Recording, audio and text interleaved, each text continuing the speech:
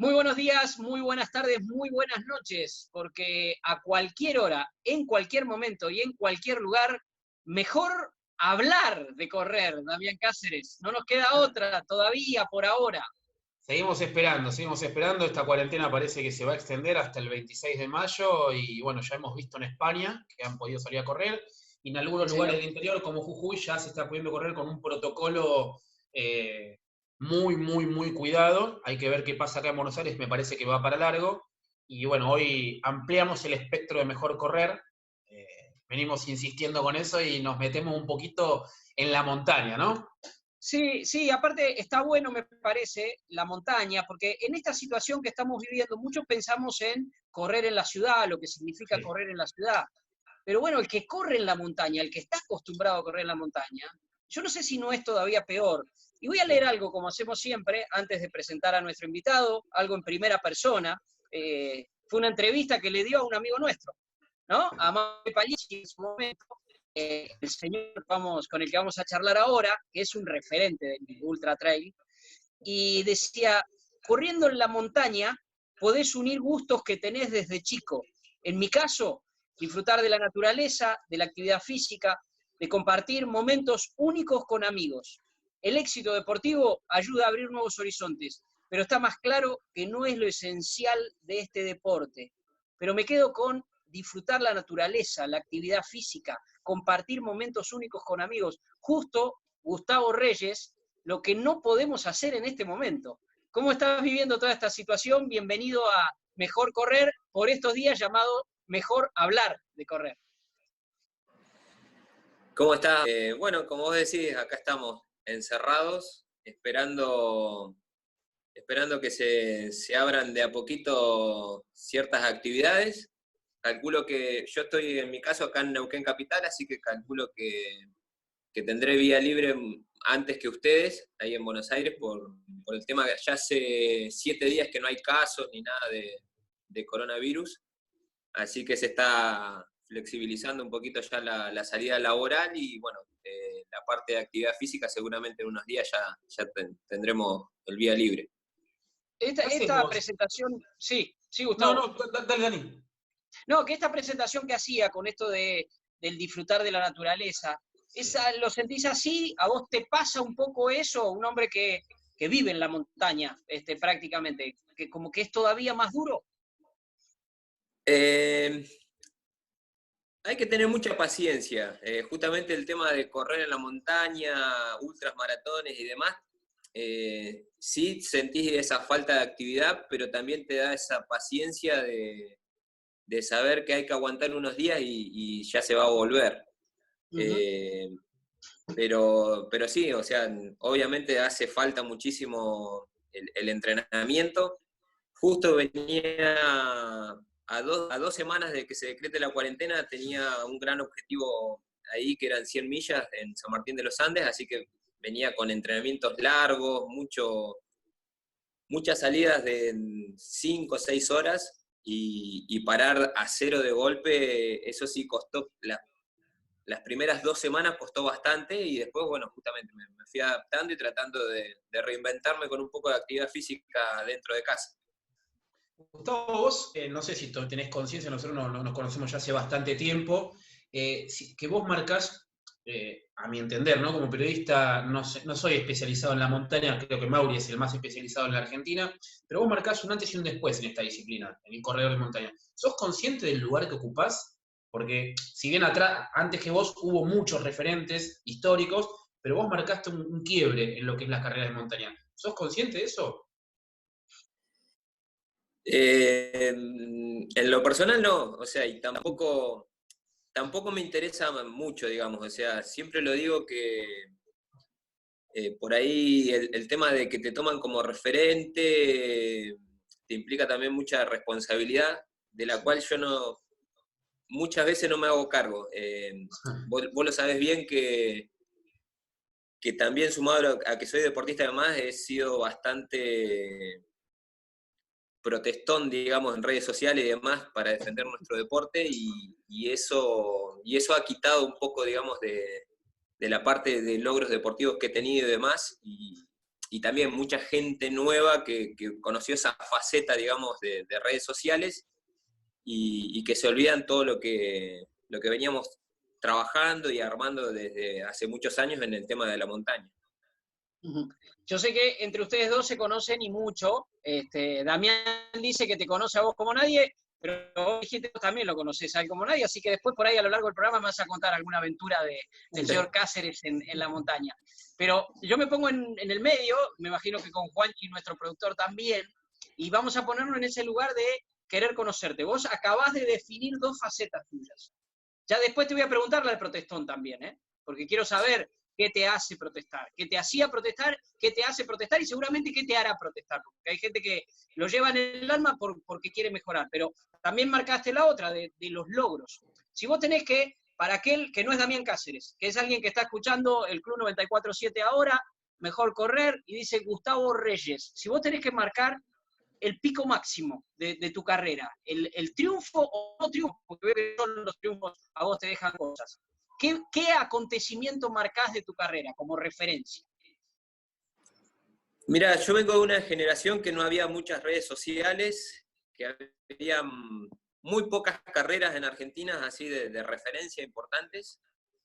Y gracias a Dios tuve la suerte de haber podido ganar todas las carreras al menos una vez. Y muchas de ellas las gané varias ediciones seguidas. Y también haber sido parte de la primera selección de Ultra Trail de montaña en el 2011 también fue un logro bastante satisfactorio en mi caso. Y también, siendo la primera participación, haber tenido una buena participación en lo individual, digamos, logrando un puesto 14 en un mundial, era como para ponerlo en moño, digamos.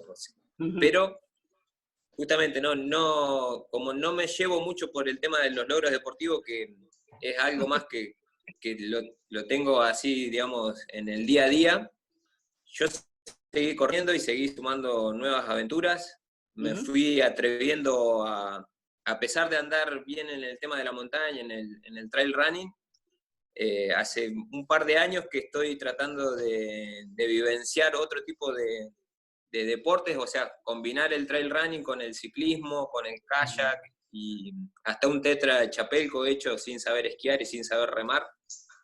Pero eso te marca que a mí me gusta vivenciar la aventura, digamos, o sea, y no importa, o sea, en mi caso se dio que, bueno, por una cuestión de entrenamiento tuve la suerte de haber ganado las carreras, pero no era el objetivo único de eso, digamos. Mi objetivo siempre fue ir a correr y a entrenar y correr con los mejores y probarme. Y si salía segundo, tercero, cuarto, quinto o tenía que abandonar, mi vida siempre continuó. O sea, nunca me hice mucha historia con eso.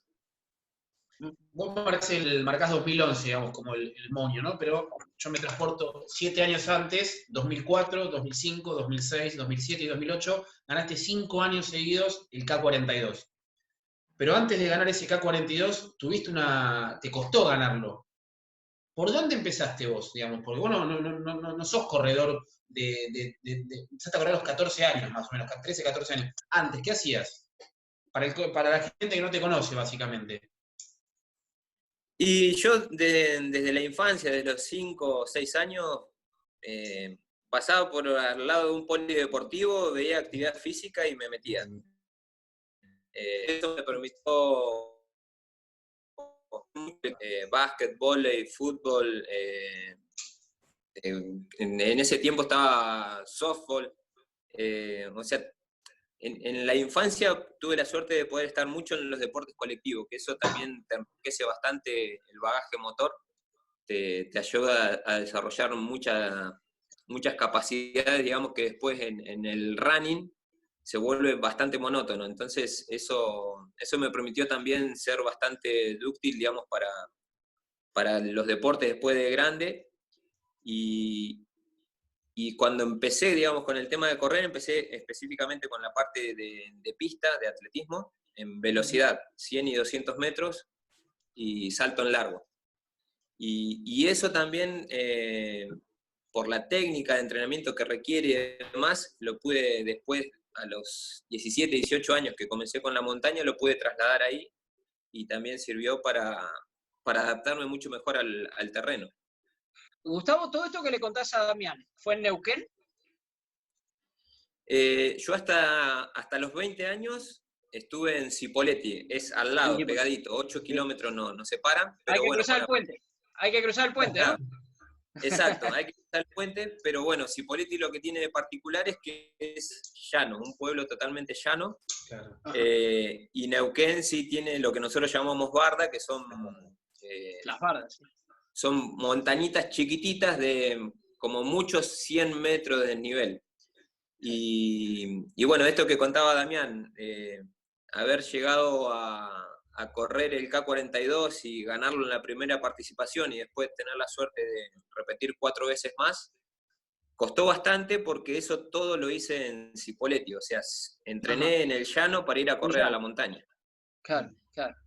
Ahora, tenías el espíritu de la montaña adentro. Sí, bueno, sumado al tema de deportes, también de chico, a los 6, 7 años, comencé con los Boy Scouts y hacíamos muchas salidas, muchos campamentos que nos llevaban a la montaña y obviamente también eso me llevó a tener ese gusto y esa pasión por la montaña. A los 11 años tuve la suerte de que mi papá me llevó a escalar el Lanín. Y bueno, hicimos 2 meses de preparación de montaña con unos amigos de él, ahí en Neuquén Capital, justamente, que cuando yo fui a los 11 años, subir la barda era como subir el Lanín, más o menos. Claro, claro. Y por eso yo siempre digo que yo empecé por el montañismo y después pasé al tema del trail run. Entonces eso también te da cierta ventaja de esto, de a pesar de competir, saber disfrutar los lugares donde vas a transitar por montaña. ¿Dami? No, pensaba eso, no sabía esta historia del Gustavo Boy Scout, realmente me sorprendió. Siempre listo, siempre mejor para servir. Así, ¿no? ¿Cómo era? ¿Así? ¿Cómo es? Mirá, estamos en radio ahora, estamos en radio, no, pero tenés por edades, tenés los lobatos, la tropa, los rovers. Entonces, cuando sos chico, el lobato es con 2 dedos, siempre listo. Perdón, siempre mejor. Después, cuando ya pasás a la tropa, es siempre listo, con 3 dedos. Y después los rovers, el saludo tipo militar. Ahí está. O sea que esto, Damián, esto es muy es Patagonia Norte, sur de la provincia de Buenos Aires, y de ahí para abajo es muy común. En mi pueblo, en Puan, había mucho también de esto. Por esto sabía los saludos y demás. Bueno, ahora que está de moda el tema de juntarse para grandes carreras, que se juntan 1000 personas, 2000, 3000. En ese tiempo nosotros, no sé si se sigue haciendo, pero estaban los Carepa, campamento regional de patrullas. Claro. Se juntaban de todas las instituciones de Boy Scout del país y claro. Eran una jornada de 3 días fantástica. Gustavo, antes de meternos, Dami, permitime antes de meternos en la cosa, en la cuestión de cómo sigue, yo te preguntaba si lo habías hecho en Neuquén, bueno, Cipolletti ahí cruzando el puente, si ya tuvo que ver desde tu formación con que vos ibas a hacer eso, o al mismo tiempo ibas, bueno, estudiando obviamente y buscando otros horizontes. ¿A vos se te ocurrió que querías ser corredor desde chico y se convirtió de algún modo en tu actividad de vida? No, yo de chico realmente no tenía ningún sueño, no era que quería ser jugador de fútbol, no tenía nada pensado, vivía como hasta ahora, siempre fue vivir el día a día. Uh-huh. Y creo que la historia de vida me fue marcando y esto, siempre fui probando hasta que me quedé con el tema de correr, pero también tenía facilidad para los demás deportes, tranquilamente podría haber seguido jugando al básquet, jugando al fútbol, pero bueno, el tema de la montaña me llamaba justamente por eso, por haberla vivenciado con los Boy Scouts de chico, y que donde yo cuando iba a esos campamentos realmente me sentía feliz, me sentía libre. Yo lo que hacía ahí cuando iba a los campamentos de Scout, que era chiquitito, nos llevaban en una excursión, caminando uno atrás del otro, formados, y en ascenso. Y cuando llegábamos a la parte más alta, para volver al campamento, era como que nos daban un libre, digamos, de jugar, de volver tranquilo. El que quería volvía caminando y si no, nos daban la posibilidad de poder disfrutar de la montaña libre. Y bueno, de ahí a mí me encantaba el descenso, y sin sendero, nada, a lo indio, y de lo cual yo siempre digo que de chiquito le puse que era el patacross. El patacross. Y bueno, eso también, tanta experiencia de chico jugando sin saber que después lo iba a poder aprovechar tanto en la montaña, en las carreras, me dio muchas herramientas. Así que, bueno, fui pasando por diferentes deportes hasta que encontré el tema del correr, que, como te digo, empecé con velocidad, que tampoco me iba mal. Yo creo que con entrenamiento también podría haber sido un buen velocista, un buen saltador, pero sí ya empezaba a sentir eso, que yo quería carreras de resistencia. O sea, quería probar mi físico más. El tema de educación física fue casi de casualidad, porque de chico tuve mucha facilidad con la ciencia exacta, y yo cuando estaba terminando ya el secundario me iba derecho ya para estudiar contador, y un mes antes de comenzar la carrera llegó mi papá con un folleto que abría en Cipolletti, la Universidad de Flores, que traía la carrera de educación física. Y ahí dije, bueno, lo tomé como una señal, digamos. Claro. Y fue así que empecé la carrera de educación física, coincidía con lo que yo pensaba. Desde que empecé a estudiar la carrera de educación física, tenía muy en claro que no quería dedicarme a escuela, y sí quería dedicarme netamente al entrenamiento deportivo, ya sea desarrollar en clubes o en ese entonces estaba empezando a crecer el tema de personal trainer y demás. Sí. Y bueno, después, gracias a esa carrera, lo pude transformar en lo laboral mío, porque en las últimas materias, proyecto deportivo, se me ocurrió esto de empezar a armar grupos de entrenamiento. Y bueno, pude conjugar, digamos, lo laboral con mi hobby de estar en la montaña, así que se fue todo dando, digamos, así normalmente. Estamos charlando con Gustavo Reyes aquí en Mejor Correr. Me parece que con Gustavo pasa lo mismo que te dicen también que pasa con la montaña. Te dice, vas a la montaña y no querés volver más. Bueno, con Gustavo, escuchándolo, me abrió un montón de preguntas. Dijo así como al pasar que estaba preparando las 100 millas. Yo quiero saber qué significa correr 100 millas. Pero bueno, antes vamos a escuchar un poco de música que él eligió, ¿no, Dami? Eligió nuestro invitado. Pasó un listado de 4 temas y el que más le gustó, el que más le gusta y más significa para él es uno de Cory Marx, ¿no, Gustavo? Ahí está. Sí, exacto.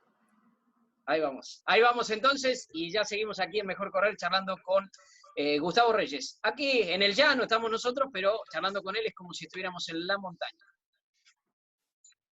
Y aquí seguimos en tiempos de pandemia, en tiempos de cuarentena, haciendo junto a Damián Cáceres y Juanchi García Morillo en la producción Mejor Correr, transformado en Mejor Hablar de Correr, y hoy hablando con un referente del trail running, pero también del ultra. Gustavo, estamos charlando con Gustavo Reyes. Dijiste recién como al pasar que cuando te agarró la cuarentena estabas preparando las 100 millas. Para los que nos gusta hasta el maratón, le decimos, ¿cómo hay que hacer para correr 100 millas? ¿Qué es correr 100 millas? ¿Cómo se prepara la cabeza? ¿Cómo se prepara el físico? Y mira, correr 100 millas es que vas a tener más tiempo para disfrutar la montaña. Así que te digo sinceramente, no cuesta entrenar para 100 millas cuando te gusta lo que querés hacer. Y es como te digo, obviamente la preparás con un perfil competitivo, pero poniendo el eje en poder disfrutar el camino hacia ese objetivo. Así que muchas salidas de montaña sin mirar el reloj, o sea, salir a correr por sensaciones. En mi caso, digamos, para llegar a correr 100 millas, que eso sí, por ahí hay que dejarlo claro, fue una base de mucho trabajo de años y años que Como te digo, cuando yo comencé no había nada de lo que hay hoy en día, eran carreras hasta 21 kilómetros en lo que era el trail, ya eran carreras de larga distancia. Entonces, corrí muchas carreras de 5 kilómetros, carreras de 10 kilómetros en calle, corrí muchísimas. Y después pasé al tema de la montaña con distancias cortas de 20, después empecé con las maratones de montaña, que también corrí un montón. Empecé de a poquito en las de 80 kilómetros y después, te diría, después de casi 10 años, empezaron a surgir este tema de correr las 100 millas, entonces el cuerpo estaba preparado, digamos, para ese castigo.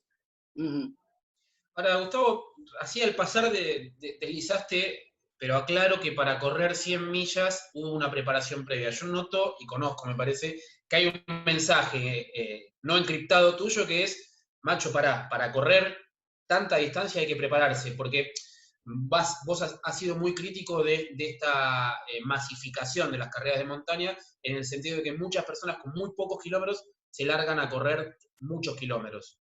¿Se entiende? ¿Es así? ¿Qué mirada tenés vos de esto? Sí, es así. Justamente yo te decía que yo con el tema de los grupos de entrenamiento comencé por un proyecto en la universidad, donde yo veía una problemática en la población que era netamente sedentaria y obesidad.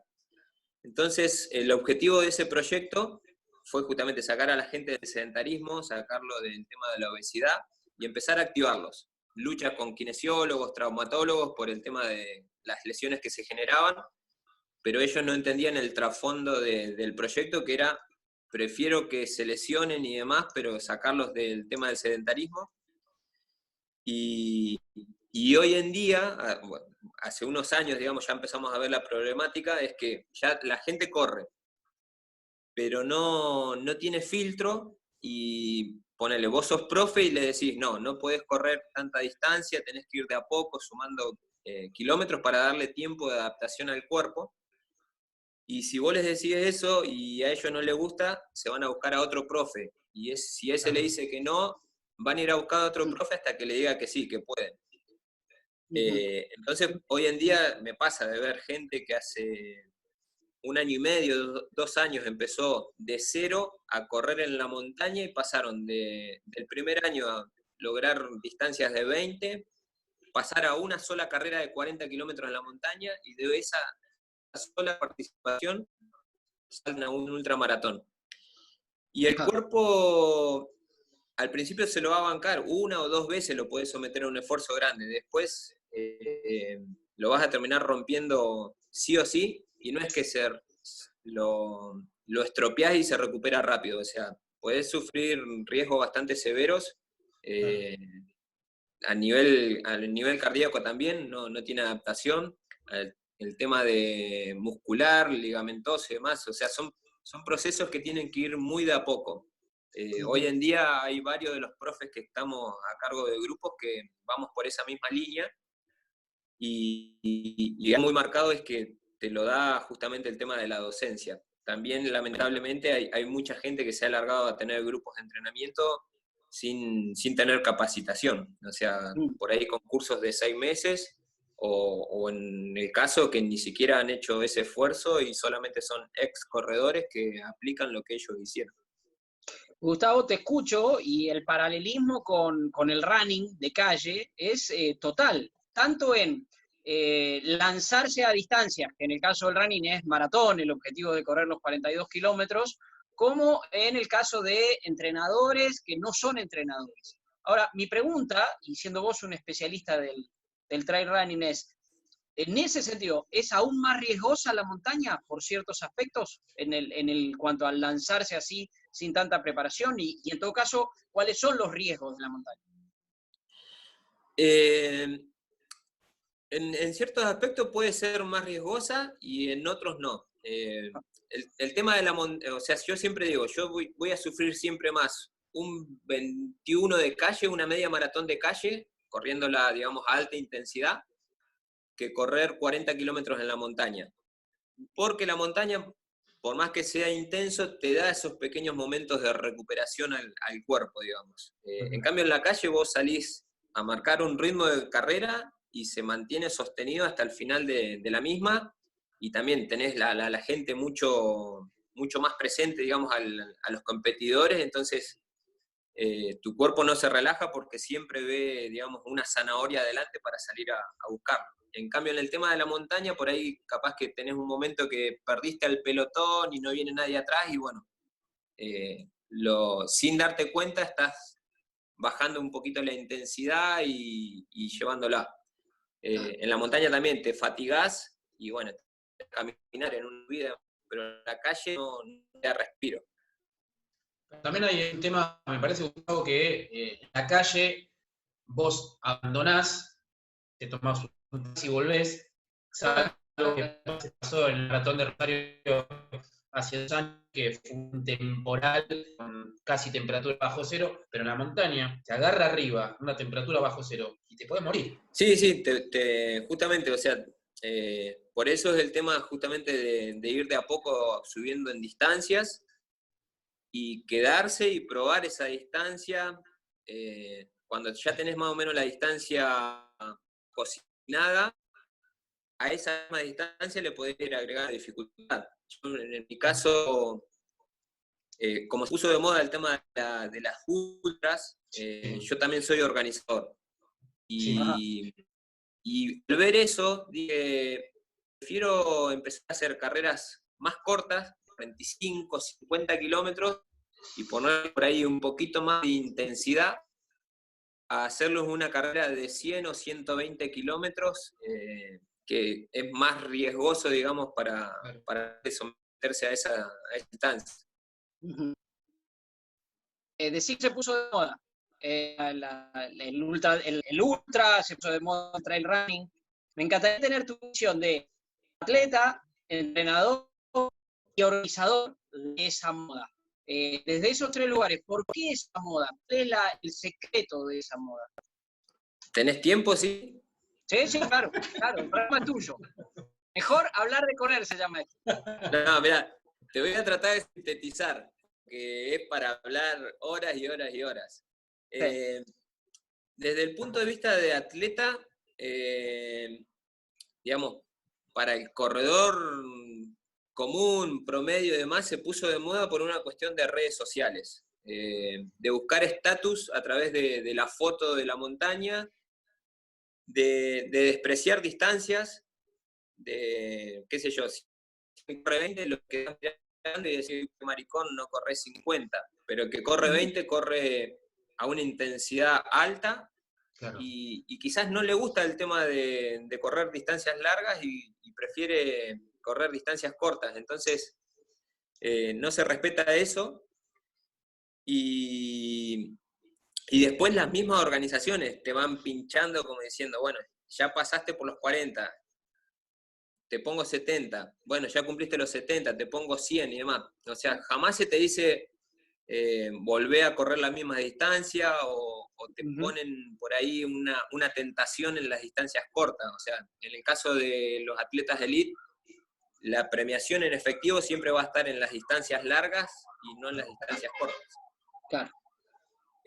Después, desde el punto de vista de organizador, es engancharse, digamos, en una tendencia mundial que las carreras, digamos, sí o sí, ya, digamos, el piso eran las maratones de montaña, y en todas las carreras se empezó a agregar una distancia, 2, 3, y bueno, empezaron a ver eso, que la gente, o sea, se dieron cuenta que la gente estaba buscando desafíos mucho mayores, y que ya si ponían 40 o menos distancia, lo despreciaban. Entonces, mantienen, digamos, las distancias chicas, que es la que, digamos, solventa el evento. La masa. El volumen. Claro, digamos, la masa solventa el evento.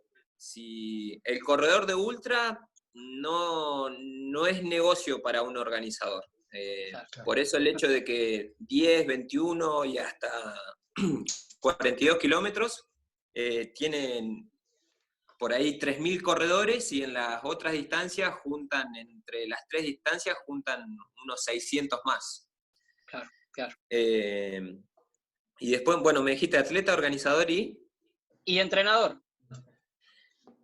Y entrenador, es por lo que te digo, o sea, si no te adaptás y no sos un poquito flexible a decirle a esa persona que la podés ayudar a correr distancias largas, se te va y se te va con otro entrenador o baja un plan de internet y demás. Entonces, yo siempre le digo, o sea, yo soy bastante sincero como entrenador y si no va, le digo que no va, que se van a lesionar y si están dispuestos, digamos, a pasar por ese proceso, sufrir, lesionarse y todo lo demás, no le voy a soltar la mano, lo voy a acompañar para que sufra lo menos posible esa aventura que tiene. A veces lo charlas con ellos personalmente y desde el punto de vista deportivo no tiene sentido su objetivo, pero te dan otras razones, una promesa, me lo quiero, es algo que quiero desafiarme a mí mismo y demás. Entonces lo entendés porque uno también fue indio y buscó eso. O sea, yo cuando hice el salto de los 42 a los 80, terminé de correr el K42 en el 2007 o 2008. Eso fue en octubre. Crucé la línea de meta, además, no habían pasado ni 10 minutos que había terminado yo de correr. Se me acercó un organizador y me dice, mira, estoy trayendo un nuevo formato acá a Argentina, Q50, por 50 millas. Me encantaría que esté presente. Te invito con el traslado, el alojamiento, tal. Y bueno, sí, perfecto, dale, me encantaría. Le digo, nunca corrí, pero ¿cuándo es? Sí. Dentro de 2 semanas. Bueno, vamos. Y bueno, cuando llegué a la carrera fue así, dije, bueno, el día anterior dije, bueno, a ver, ¿cómo corro 80? En ese entonces no había mucha información como hay ahora, ahora está plagado de información. Y dije, bueno, voy a correr como el K42 y después de los 42 kilómetros veo cómo me siento. Y así me largué a correr 80. Obviamente ahora tenés toda la tecnología en ropa, en zapatillas, accesorios, el tipo de alimentación y demás. Antes, en el 2008, era correr a lo indio. Ahí está bueno. ¿Qué era correr como indio? Porque por ahí hay muchos que no lo entienden ahora y hay que... ¿Con qué corrías? ¿Con qué ropa? ¿Con qué zapatillas? ¿Con qué comida? Zapatillas no importaba cuál. No tenía que tener taquito para la montaña ni nada. También hay otra cosa a remarcar. Las primeras ultras eran muy rápidas, muy corribles. Sí, muy corribles. No era un desnivel muy marcado, el terreno no era técnico. Eso también, estoy hablando que yo corría 80 kilómetros en 6 horas y moneditas, y hoy en día cualquier carrera de 80 kilómetros en montaña de las carreras reconocidas te lleva 9 horas. 9 horas. O sea, yo siempre hacía un promedio que corría a 12, 13 kilómetros por hora en esas ultras, y hoy en día a gata podés mantener 10 kilómetros por hora, y en la mayoría de las carreras hoy en día estás 8 o 9 kilómetros en la hora, digamos. O sea, porque también cada organizador cada vez quiere tener su carrera más larga y más compleja, digamos. Entonces, como corredor, yo antes podía hacer 20 ultras en el año, y hoy en día, si quisiera hacer eso, terminaría muy agotado, digamos. Bueno, apasionante el relato que nos está haciendo Gustavo. Escuchamos un poquito de música, Dami, de la que te pidió Gustavo, y seguimos charlando. Te voy a pedir, anda pensando, Gustavo, porque te voy a pedir nombres propios. Anda pensando en referentes y muchos nombres propios. Me levantás el dedito, a ver qué me decís ahí. Para que te agrego que esto de correr a lo indio era agua. Nada más que agua. Y en mi caso yo podía estar tranquilamente 3 o 4 horas sin tomar agua. Qué bárbaro. Oye, no. En ese entonces habían empezado a aparecer los geles, 4 geles como mucho. Y naranja y banana era la comida de los puestos de hidratación. Qué bárbaro. Ahí está. Y nada más que eso, o sea, llegaba al puesto de hidratación, naranja, banana y nada más. No había ni papa frita, ni gaseosas, ni nada de eso. Ni parece un reality para la tele, ¿no? A vos que no te gustan las redes sociales y la mediatización, parece un reality para la tele. Bueno, aguantar, vamos. No es que no me gustan las redes sociales. Me gusta Me gustan las redes sociales bien utilizadas, o sea, diciendo la verdad, o sea, no Claro, vendiendo algo que realmente no somos. está muy bien, está muy bien. Un poquito de música y seguimos charlando con Gustavo Reyes. Entonces, Dami, Dale. vamos. Y aquí seguimos entonces en Mejor Correr, el mejor hablar de correr, mejor en la montaña. Y te había dicho Gustavo Reyes, estamos charlando con Gustavo Reyes, referente nacional e internacional del Ultra Trail, del Trail Running, que te iba a pedir nombres propios. Lo primero que te voy a pedir es referentes, referentes tuyos en tu actividad. Como atleta referente, te puedo mencionar, en el tema de la montaña, Nelson Ortega fue mi referente. O sea, a él era quien yo veía correr y soñaba algún día poder estar cerquita de él. De hecho, pude estar cerquita de él, pude ganarle, pero lo mejor que me quedó fue que soy su amigo y pudimos compartir carreras juntos, corriendo en pareja y demás. Así que eso fue muy bueno porque fui aprendiendo mucho de él y al día de hoy nos seguimos comunicando, seguimos compartiendo carreras juntos y la amistad sigue intacta como desde ese día que lo conocí. En el tema de la calle, de chico tuve la suerte de estar dentro de la organización de la corrida de Cipolletti, prueba atlética de calle, y ahí conocí al Indio Cortines, y bueno, él fue uno de mis grandes referentes en el tema de la calle, porque yo también participé bastante en carreras de calle cuando era chico, y después lo seguía al Indio su carrera deportiva, y hasta cuando dejó, seguí viendo las cosas que iba haciendo, actualmente que se puso su espacio de salud y demás, y coincido en muchas cosas de las que él hace, calentón como yo, defensor de los deportistas, y no se calla nada, no tiene pelos en la lengua, entonces no es que yo lo hago porque lo copio a él, sino que también tengo el mismo carácter, y muchas veces sin querer, después coincidimos en estar criticando los mismos temas o en paralelo. Ahora justo de casualidad con este tema de la cuarentena de los vivos, hace poquitos días vi un vivo de él que hablaba con Antonio Silio, que se cumplía justo el aniversario de su récord, y entre los dos empezaron a ver las críticas a lo que era la CADA y todo lo demás, y era un paralelismo exacto de las críticas que nosotros estamos haciendo en el tema de las ultras de montaña. Así que me dio un poco de risa de esto. De la coincidencia. Estamos los dos viejos y mañosos y seguimos pensando lo mismo. Ahora, justo mencionás eso, mañoso, viejos, y surgió en el bloque anterior la palabra negocio, ¿no? Por algo la World Athletics, la ex IAF, empezó a meterse en lo que es el trail running, porque antes seguimos teniendo WMRA, ITRA y un montón de federaciones, pero ahora la IAF o la World Athletic está tratando de meterse y de tomar el poder. ¿Por qué crees que sea eso? ¿Por el tema del negocio? ¿Porque hay plata ahí? ¿Porque quiere organizar? ¿Cuál es la mirada tuya? Mira, para mí es por una cuestión de plata, porque el atletismo, la calle, siempre menospreció la montaña. Muy pocas veces la montaña tuvo el respeto que se merece. También soy consciente de que muchos corredores de montaña no han respetado las bases, los inicios que son las carreras de calle, que es lo que te digo, los nuevos corredores que se olvidan que esto tiene toda una historia, digamos. O sea, si bien nosotros pasamos a correr en montaña, tuvimos nuestro aprendizaje y pasado en la calle, entonces sabemos lo que es la pasión que se comparte en ambas disciplinas. Y hay un negocio muy grande en el tema del trail, del running, que es porque se va de la mano con el turismo.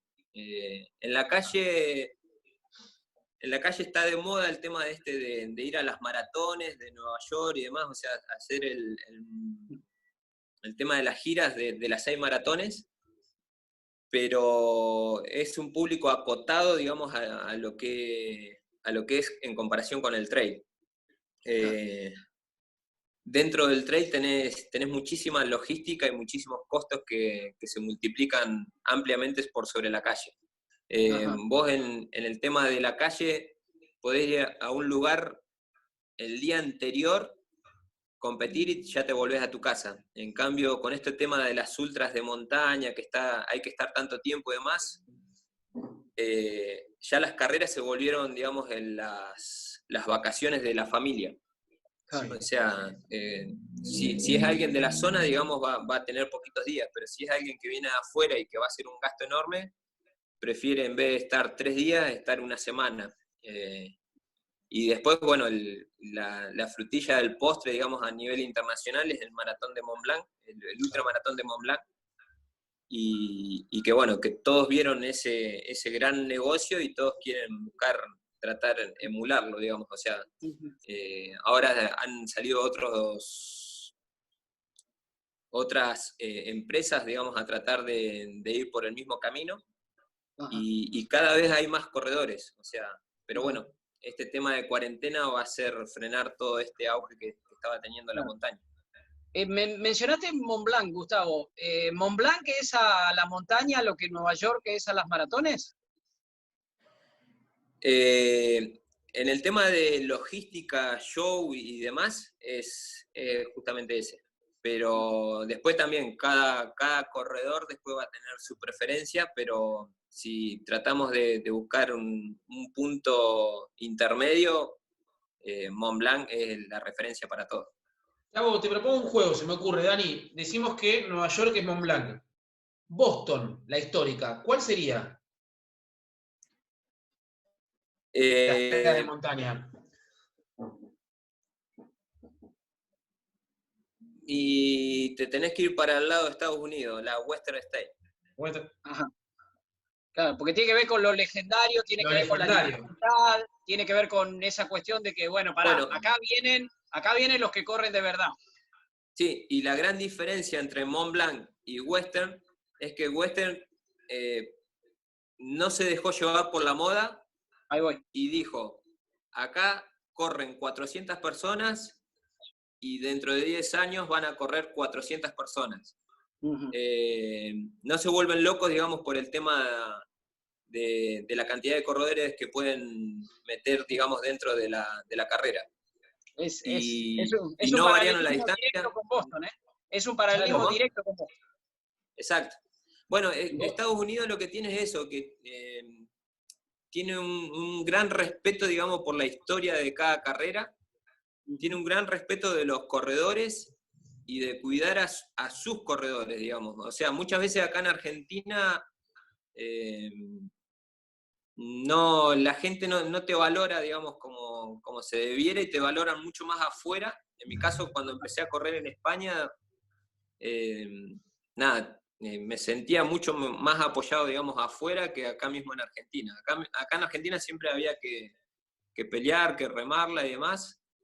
Y afuera, era increíble, digamos, el apoyo y el cariño de la gente.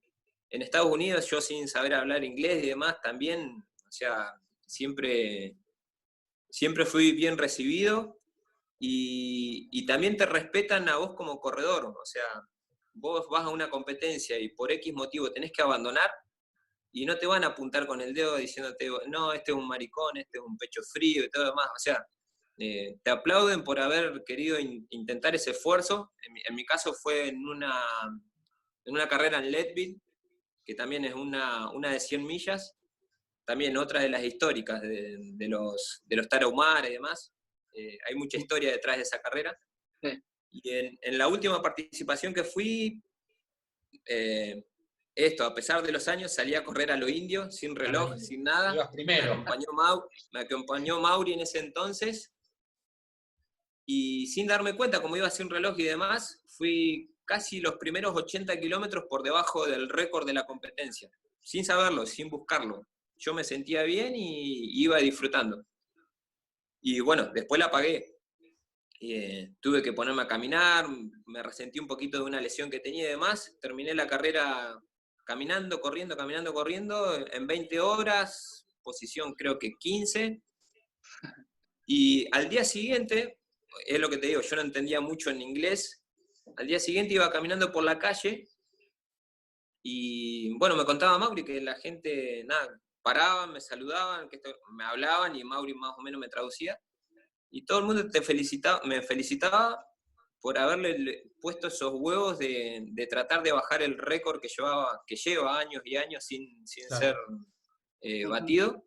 Y es eso, te respetan como deportista, o sea, no tenés que darle ninguna explicación, ninguna excusa y demás, o sea, eh, respetan, digamos, tu espacio de corredor, digamos. Acá en Argentina, y también lo veo también en Europa, es que a vos te pasa algo como corredor y enseguida tenés la crítica y encima la crítica del que está sentado atrás de un escritorio, ni siquiera de un par.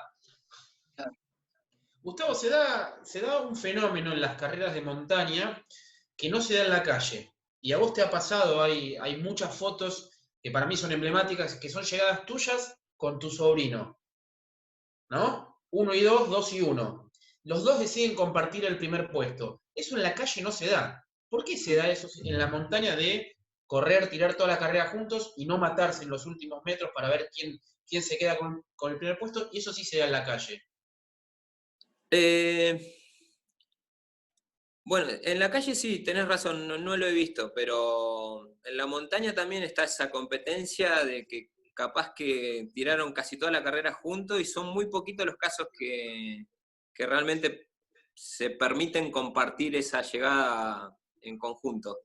Es lo que te digo, hoy en día el tema de dominar el ego es muy sensible. Las redes sociales también han ayudado mucho a corredor a veces se olvide de disfrutar, más allá de competir, se olvide de disfrutar un poco lo que está haciendo y ver al otro como un par y no como un archirrival, digamos. O sea, competimos en la montaña y demás, pero al fin y al cabo todo termina siendo un recuerdo en una medalla y nada más. O sea, en el tema de premiación, bueno, por ahí capaz que sprintando ganan 10.000 pesos más o 10.000 pesos menos, que tranquilamente si compartís la llegada, repartís en parte iguales los dos premios y es lo mismo. Pero bueno, va